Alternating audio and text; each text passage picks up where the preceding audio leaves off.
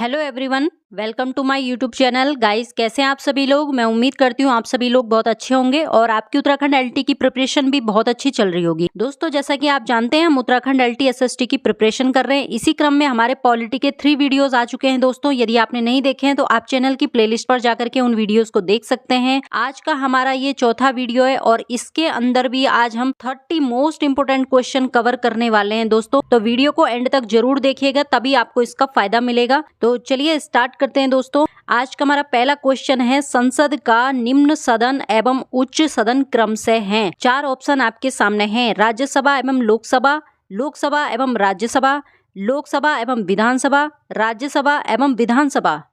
तो दोस्तों, यहाँ पे अपना राइट आंसर हो जाएगा बी, लोकसभा एवं राज्यसभा। ठीक है, अगला प्रश्न देखिए, संसद को भंग करने के लिए कौन सक्षम है, राष्ट्रपति, उपराष्ट्रपति, प्रधानमंत्री या फिर राज्यपाल। तो दोस्तों, यहाँ पे अपना राइट आंसर हो जाएगा ए, राष्ट्रपति। राष्ट्रपति को संसद को भंग करने का अधिकार होता है। अगला प्रश्न है, भारतीय संसद की संप्रभुता प्रतिबंधित है। भारत के राष्ट्रपति की शक्तियों से, न्यायिक समीक्षा से, विपक्षी दल के नेताओं से या भारत के प्रधानमंत्री की शक्तियों से। तो दोस्तों, यहाँ पे अपना राइट आंसर हो जाएगा बी, न्यायिक समीक्षा से। अगला प्रश्न देखिए, संसद के कितने सत्र होते हैं, बजट सत्र, मानसून सत्र, शीतकालीन सत्र या उपरोक्त सभी। तो दोस्तों, यहाँ पे अपना राइट आंसर हो जाएगा उपरोक्त सभी। तीनों सत्र होते हैं संसद के, बजट सत्र भी होता है, शीतकालीन सत्र भी होता है और मानसून सत्र भी होता है। अगला प्रश्न है, संसद के 2 क्षेत्रों के बीच अधिकतम कितना अंतराल दिया जा सकता है, 1 महीना, 3 महीना, 6 महीना या फिर 12 महीना। दोस्तों, यहाँ पे अपना राइट आंसर हो जाएगा 6 महीना। अगला प्रश्न है, भारतीय संसद के दोनों सदनों की संयुक्त बैठक किस संबंध में होती है, संविधान संशोधन विधेयक, वित्त विधेयक, साधारण विधेयक या भारत के उपराष्ट्रपति का निर्वाचन। तो दोस्तों, अपना राइट आंसर यहाँ पर हो जाएगा साधारण विधेयक। अगला प्रश्न, संसद के दोनों सदनों का संयुक्त अधिवेशन आयोजित होता है। आपको 4 ऑप्शन पढ़ने हैं और उसके बाद आपको नीचे कूट की सहायता से इसका राइट आंसर देना है। तो दोस्तों, यहाँ पे अपना राइट आंसर हो जाएगा डी, केवल 4। एक ऐसे विधेयक पर विचार करने और उसे पारित करने के लिए जिस पर दोनों सदनों में मतभेद हो। चलिए अगला प्रश्न देखते हैं, साधारण विधेयक से संबंधित गतिरोध को दूर करने के लिए संसद के दोनों सदनों की संयुक्त बैठक कौन बुलाता है, राष्ट्रपति, राज्यसभा का सभापति, लोकसभा अध्यक्ष या फिर मंत्रिपरिषद। तो दोस्तों, यहाँ पे अपना राइट आंसर हो जाएगा ए, राष्ट्रपति। अगला प्रश्न है हमारा, लोकसभा और राज्यसभा की संयुक्त बैठक कब होती है, राष्ट्रपति जब बुलाए, लोकसभा एवं राज्यसभा में मतभेद होने पर, संसद का सत्र शुरू होने पर, इनमें से कोई नहीं। तो दोस्तों, यहाँ पे अपना राइट आंसर हो जाएगा बी, लोकसभा एवं राज्यसभा में मतभेद होने पर। अगला प्रश्न है, संसद के दोनों सदनों के साथ साथ बैठने पर निम्न होता है, भारत के उपराष्ट्रपति का चुनाव, संविधान संशोधन बिल को स्वीकार करना, एक बिल जिस पर दोनों सदन सहमत ना हो उस पर विचार करना और पास होना, भारत के राष्ट्रपति का चुनाव।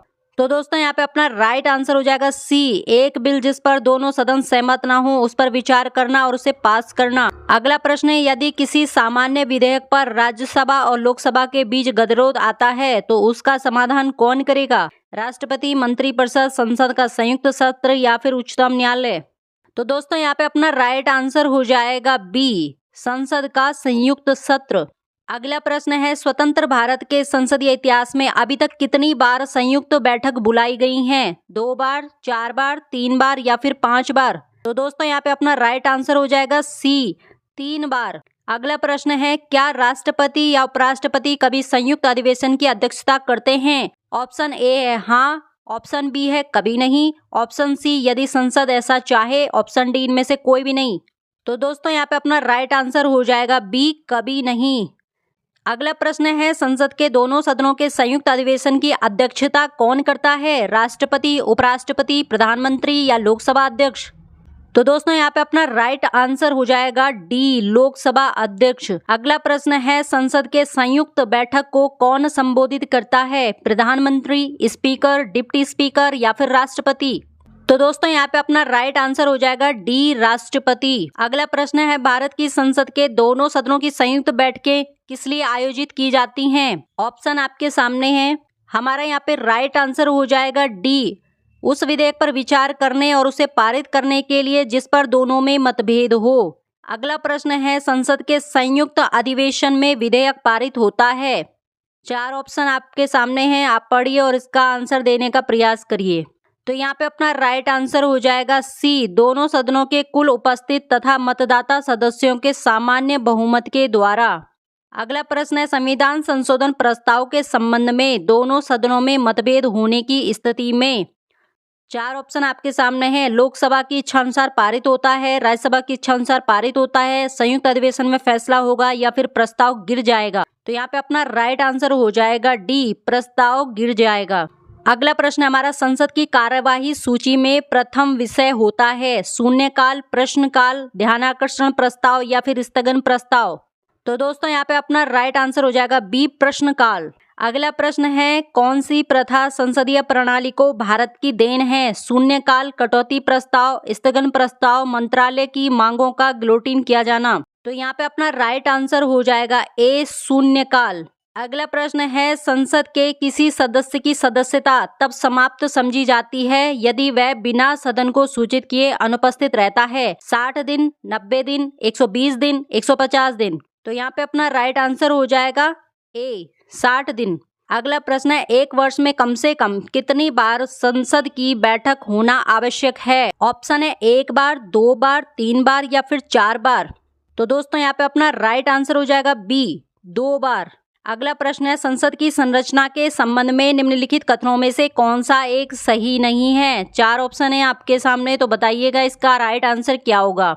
तो दोस्तों यहाँ पे अपना राइट आंसर हो जाएगा पहला वाला, राज्यसभा में राज्यों के प्रतिनिधियों का निर्वाचन सीधे जनता के द्वारा किया जाता है। तो ये गलत है और यही हमारा यहाँ पे आंसर रहेगा। अगला प्रश्न है, निम्न विधेयकों में से किसका एक भारतीय संसद के दोनों सदनों द्वारा अलग अलग विशेष बहुमत से पारित होना आवश्यक है? साधारण विधेयक, धन विधेयक, विधि विधेयक या संविधान संशोधन विधेयक। तो यहाँ पे अपना राइट आंसर हो जाएगा डी, संविधान संशोधन विधेयक। अगला प्रश्न है, सांसदों के वेतन का निर्णय कौन करता है? संसद, केंद्रीय मंत्रिपरिषद, राष्ट्रपति या फिर लोकसभा अध्यक्ष। तो दोस्तों यहाँ पे हमारा राइट आंसर रहेगा ए, संसद। अगला प्रश्न है, संसद के कुल सदस्यों का कितना भाग वैधानिक चैम्बर की मीटिंग बुलाने के लिए आवश्यक गणपूर्ति है? 1/10, 1/6, 1/4 या फिर 1/3। तो यहाँ पे हमारा राइट आंसर हो जाएगा 1/10। अगला प्रश्न हमारा, संसदीय प्रणाली वाली सरकार को अन्य किस नाम से भी जाना जाता है? अनुक्रियाशील सरकार, उत्तरदायी सरकार, संघीय सरकार या राष्ट्रपतीय सरकार। तो यहाँ पे अपना राइट आंसर हो जाएगा सी, संघीय सरकार। अगला प्रश्न है, भारत की संसद के बारे में निम्नलिखित में से क्या सही नहीं है? तो यहाँ पे अपना राइट आंसर हो जाएगा बी, लोकसभा में मनोनीत सदस्य नहीं होते हैं। अगला प्रश्न है, संविधान लागू होने के बाद सर्वप्रथम त्रिशंकु संसद का गठन कब हुआ था? 1980, 1989, 1991 या फिर 1977। तो दोस्तों यहाँ पे अपना राइट आंसर बी हो जाएगा 1990। अगला प्रश्न है, अस्थायी संसद भारत में कब तक अस्तित्व में रही? 25 जनवरी 1950, 31 दिसंबर 1950, 18 सितंबर 1951, 17 अप्रैल 1952। तो दोस्तों यहाँ पे अपना राइट आंसर हो जाएगा डी, 17 अप्रैल 1952। अगला प्रश्न है, भारत की पार्लियामेंट का उद्घाटन कब हुआ था? 1917 में, 1927 में, 1937 में या फिर 1947 में। तो यहाँ पे अपना राइट आंसर हो जाएगा 1927 में। और लास्ट प्रश्न है, संसद के दोनों सदनों का सत्रावसान कौन करता है? संसदीय मामलों के मंत्री, राष्ट्रपति, उपराष्ट्रपति या फिर लोकसभा अध्यक्ष। तो यहाँ पे अपना राइट आंसर हो जाएगा बी, राष्ट्रपति। तो दोस्तों ये थे आज के हमारे 30 महत्वपूर्ण प्रश्न संसद से रिलेटेड जो हमने इस वीडियो के अंदर कवर किए हैं। तो उम्मीद करती हूँ कि आपको ये वीडियो पसंद आई होगी। यदि पसंद आए तो लाइक जरूर करें। तो चलिए मिलते हैं अगली वीडियो में, तब तक के लिए बहुत बहुत धन्यवाद।